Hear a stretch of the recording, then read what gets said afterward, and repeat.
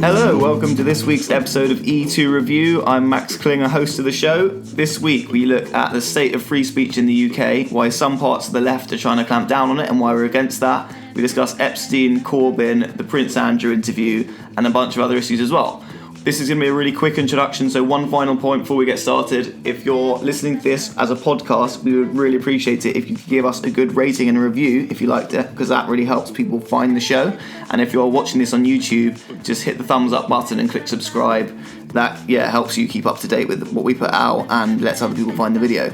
That's all from me for now. Enjoy the show.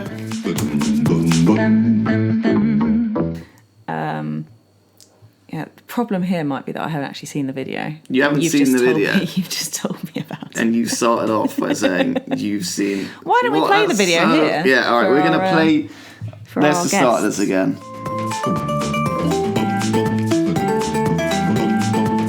There's a good video which was just put out and which I tweeted. You can check it out on my Twitter. I'm going to put the details of that Twitter in the show notes.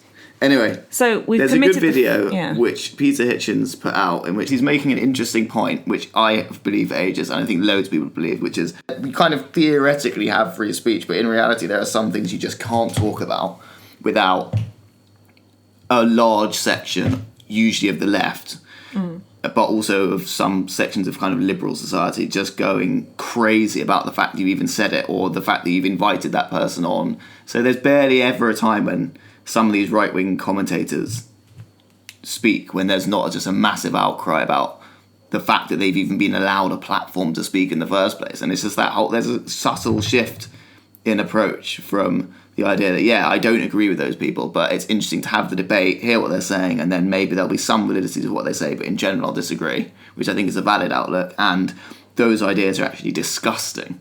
So it's the idea that they're not just something you disagree with, but they're like kind of disgusting and evil things that should, if possible, not even really be allowed to be aired or discussed. And there's just such a crucial distinction there. And so that's what he's talking about. He's saying and that's what I mean by the tyranny of custom. It's like, you've got the freedom to say those things, but if in certain really influential, so like media or literary or cultural circles, and amongst large sections of kind of chattering class society, which we are obviously part of. Very much. But then those things it's just accepted that some of these ideas are disgusting rather than just something you disagree with. And dangerous. The left is often trying to position right-wing figures not just as people they disagree with, but as extremists. And that is dangerous because there's historically been terrible consequences when right-wing extremism actually has reared its ugly head. But if you call everything which is right-wing extremist, and you massively expand the definition of that, firstly, the accusation loses its power when you actually do need it, because there are right-wing extremists. And secondly, people react to that. The silent majority, or they maybe aren't the majority, but a large number of people see those left-wing people labelling some of the views that they might have some sympathy with as extremist or disgusting, and then rioting to try and stop people speaking to express those views, and just think, what the hell is going on here? Like, how is that something which is acceptable? Because you don't generally see right-wing mobs rioting or smashing things up to stop the left-wing points being made. And so that's why I think people have a feeling that there's a restriction on what they can and can't say on certain issues, and it's usually the right-wing conservative issues that those restrictions exist around. To give just one example of that, of many, Mariam Namazi, she's a left-wing secular feminist from Iran who was giving a speech in Goldsmith University, and she gave another one in Warwick University, I think, where the student union tried to ban her from giving a speech because she was going to give a talk to the secular society about why she doesn't believe in Islam and why she's really opposed to certain aspects of radical Islamic thought. And she was, first of all, there were attempts to no-platform her by the student unions who tried to stop her speaking, and then the LGBTQ society and the Islamic society and the feminist society all joined up and went crazy at her during her discussion, tried to silence her, were screaming at her Like, there are big groups of people standing up screaming at her when she was trying to speak. She couldn't finish her speech. Really intimidating. Really intimidating. And the unions were on the side of the students who were trying to silence her. But what that is someone coming from Iran, which is a theocratic country, trying to speak out about why she personally is against religion and doesn't believe in theocratic rule. And she's getting silenced, in some cases, by some students, not all, who had sympathy with Islamist views, it's later transpired. Obviously not all of them, as in the LGBTQ society is hardly going to be Islamist, but it's the fact that in that situation, the sympathy of the students and the students reacted by attempting to stop someone who was coming from a society where she's living under theocratic rule from speaking out against the theocratic rule and the ideology that she sees as underpinning it. They tried to silence that, and so that's something which it's not even clear if it could be argued that the students are doing something extremely right-wing, because if you're arguing that theocratic Islamist government is something which needs to be protected from criticism by a secular feminist, then you're really siding with one of the most patriarchal regimes in the world. Very illogical alignment between the LGBTQ society and the Iranian theocratic regime. Yeah, exactly. It makes no sense. But that's the point of one of those things that happens if you don't, if you just get taught that your views are just absolutely morally right.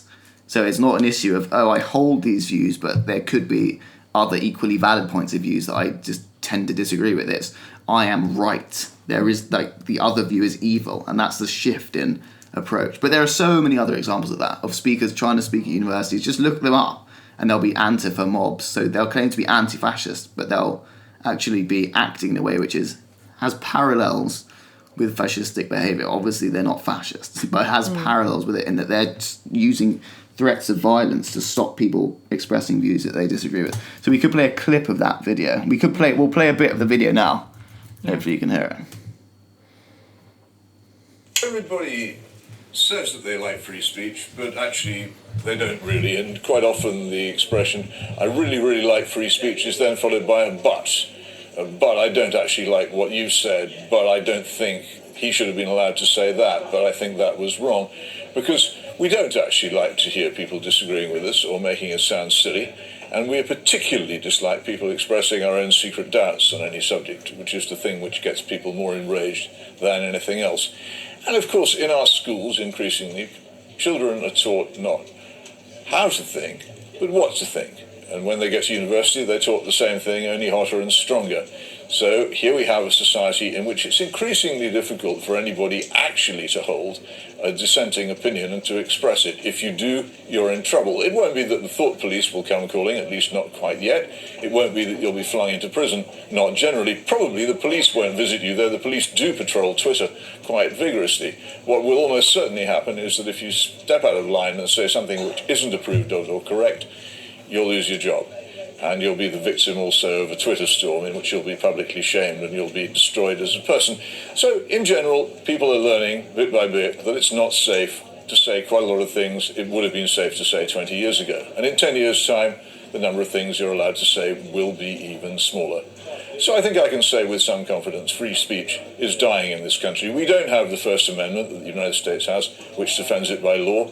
It can only be defended in the hearts of the people, and if they don't care about it, how can it survive? Yeah, that is pretty good. I think he summarises that quite effectively. So what he's referring to there is the closing of the Overton window. The Overton window being the window of acceptable thought and discussion. The parameters of acceptable thought and discussion. So on some issues, it's like, for example, immigration. Maybe 30 years ago, if you'd said, I am in favour of mass immigration of, say, 350,000 people a year, or whatever the figure is at the moment, or 100,000 people a year, that would have been much higher than the numbers of people in general coming into the country. And I would have probably been in favour of that back then, but you would have been able to say in response to that, oh no, we're not so in favour of that amount of immigration because we think there are problems with it, blah, blah, blah.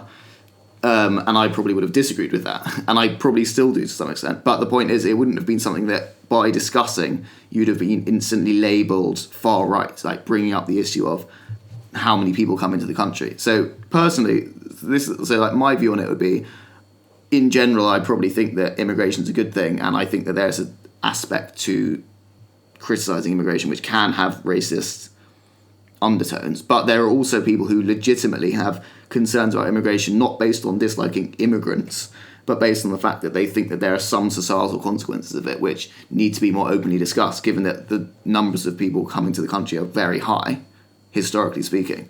But it's almost never discussed in polite society. So there will be loads of people around the country who will vote on that basis, but you barely ever see that reflected in how people will discuss that issue. It's more something that if it's like, oh my God, it's disgusting. These people are obsessed with immigration. It's such disgusting racist. And in some cases there will be racist, but I also think it's something that has become much harder to talk about, despite the fact that across the country, people's attitudes to it are obviously not in line with the windows of acceptable discussion. So by saying that point, I'm not defending racists who are opposed to immigration on that basis. But I think it's an area, it's just one of many examples of something which has become harder to discuss without potentially facing a huge backlash or being treated as if you're really extreme and really kind of disgusting in your views. Another example of that will be, so it should be possible to discuss radical Islam, let's say, without instantly being labelled an extremist. For example, Majid Nawaz, who is himself Muslim, will criticise aspects of theocratic belief and will be instantly labelled racist. Mm-hmm. But that's not necessarily racist. Or I think the common term I've heard when discussing Majid Nawaz and other people like him is people calling him problematic. Mm. And I think that's quite interesting what Peter Hitchens just mentioned there, which is the fear people have of free speech when it's sometimes coming from hearing something said to you which just knocks at a little bit in your head, which sort of has slightly agrees, but or like thinks it might be a kind of interesting word, like something in the back of your mind, and reacting against that because you don't want to open that Pandora's box. People think that there's like they don't want to hear anything which makes them question that kind of underlying sense of assurance that they've got the right worldview. Mm. They don't want to be rattled. Yeah. And I think that's why people call people like Majid Nawaz problematic rather than saying sometimes. No, people will call him. People do call him. People call him an extremist. I think when I talk to a lot of very smart, lovely, kind of traditionally left-wing people who would not say, like, oh no, I do understand the nuances of the argument, but he is problematic, is the other thing you run up against in kind of this free speech discussion. Yeah, no, true. So that was just an interesting little thing which happened this week, was that video, because that is something which we've been thinking about a lot, and that's been really popular online. A lot of people are sharing that. And we don't want to just talk about Prince Andrew videos. We'd rather talk about Prince Andrew, other things. Yeah, talk about him. Yeah, that was very strange. I don't know, who knows what's going on with that, but it just seems crazy how many people are involved in that Epstein thing. Epstein didn't kill himself. Yeah, you joke, but as in, I think like even in the interview with Prince Andrew, Emily Maitlis said it's something like it's considered that he killed himself, but some people have raised doubts about that. So I think it's like most people with any brains now are like, well, if you look into this is unbelievably weird. It's irrational to believe that even thinking he might not have killed himself means you're a conspiracy theorist. There are loads of conspiracy. I really hate conspiracy theorists. That's what's weird about this. I actually, like, in general, they just seem so crazy. And like people who believe that way of thinking about stuff tend to think very, very differently to me. It's also quite a simple solution a lot of the time, conspiracy theorists. People are like, there's something going on wrong with the world. Yeah, and it always leads them back to the Jews. But yeah, I think that... or Epstein, as Corbyn would say. Yeah, that. I did see the... So that was in the debate. I'm not saying... But in general, I'm really opposed to that conspiratorial way of thinking, which I think on the left and right, actually, a lot of people are guilty of. But on this one instance, it's not as clear. It's just not conspiratorial to want to see more investigation into how he actually died, I think. And it's very weird how so many of the media outlets, which should be investigating this, simply report it as completely clear-cut. Anyone who thinks he didn't kill himself is a conspiracy theorist. When most people who look into it will be like, well, no, this is just not the rational way to approach it. There's actually an alright Joe Rogan clip where he's talking about that. Could put a link to this clip at the bottom. Although, yeah, some of Joe Rogan stuff's a bit silly. Yeah, what were we talking about? Oh, yeah, Jeremy Corbyn. When he said Epstein. Jeremy Corbyn. Is that what people sing? No, that's not. What do people sing when they do? I don't want to sing all that. Jeremy. Yeah, anyway, the cult of Jeremy Corbyn. Well, is it? Oh, I don't know. It's hard to know. I think I really disagree with him on loads of stuff, but I also think he's getting really negative press. Yeah, grime, that sort of stuff. Exactly. The Corbyn thing's weird, though, because I really agree with a lot of the criticisms levelled against him, but I also think that for the first time in ages, this is an example of a left-wing figure who's kind of experiencing the same level of negative press that right-wing figures often get. Yeah. To the extent that it's actually quite hard to... It makes you think that he's getting sometimes kind of overly... some of the criticism gets a bit hysterical of what he's doing. Even though I actually agree with most of the criticisms. So things like he hung out with Hamas and called them his friends, that is just absolutely crazy. Yeah. And I really strongly think that. But then again, it's like he hung out with Hamas and called them his friends, but on something like wanting to nationalise the railways or nationalise the post office, I probably think that's a pretty bad idea. But people calling him like an extreme communist and stuff for that does seem a bit hysterical. Yeah. Because it's like, well, he's like an old school, middle of the road socialist, really. He's not a communist. On the other hand, there are literally videos of John McDonnell standing in front of massive posters of Mao and Stalin, who are responsible for literally tens of millions of deaths, and just not batting an eye. Like he's willingly standing in front of huge posters of those mass murdering tyrants and speaking without criticising them. So to that extent, I think it is valid to call someone like that. I mean, I think the criticisms levelled at him for that are valid. But yeah, it's just very, very confusing. I really can't make up my mind. My instinct is that people are acting quite hysterically about Corbyn. But then at the same time, a lot of the criticisms levelled against him, like hanging out with Hamas, being too sympathetic towards radical Islamists whose views are deeply anti-Jewish and often really bigoted, or actually always unbelievably bigoted towards people like gays and Jews, is something to be concerned about, and I really, really oppose that. And the same with the speaking in front of massive posters of Mao and Stalin. But then on other issues like his nationalising stuff, I was like, yeah, I don't really agree with that, but calling it completely beyond the pale to me seems a bit crazy. Yeah, I think that's what I actually did sort of notice with the way that Boris Johnson interacts with those sort of policies and with Corbyn, is that he doesn't actually go so much for the like Corbyn's trying to turn this into a communist hellhole. He was just like, well, the main point is that you don't know what side you're going to campaign on in the next referendum. Yeah, that is which is actually the most logical, important point. And I quite respect Boris Johnson for like just trying to plough ahead with like making that clear, which actually isn't going to help him that much. To actually play the field properly, he probably needs to go down the shock jockey. Maybe, I don't know. I think Corbyn's position on Brexit, I think, is actually more respectable than the other people in his party. Because Corbyn himself obviously is sort of vaguely pro and vaguely anti-EU. I reckon he's been kind of anti-EU the whole of his life, but now he probably just wishes the whole thing would go away, and he can't really bring himself to say he's kind of vaguely in favour of leaving, but actually doesn't really know, which I think is actually kind of a fair enough position. But the other people in his party are like Emily Thornberry. The way in which she discusses Labour's position is so like indefensibly, deliberately misleading and unclear, always, and it's so patronising. So people will ask her, are you in favour of, like, you promised to deliver on the result of the referendum in your manifesto, you haven't done that, you're against no deal, but you're also against the deal, you're essentially refusing to implement the result of a vote that you don't agree with.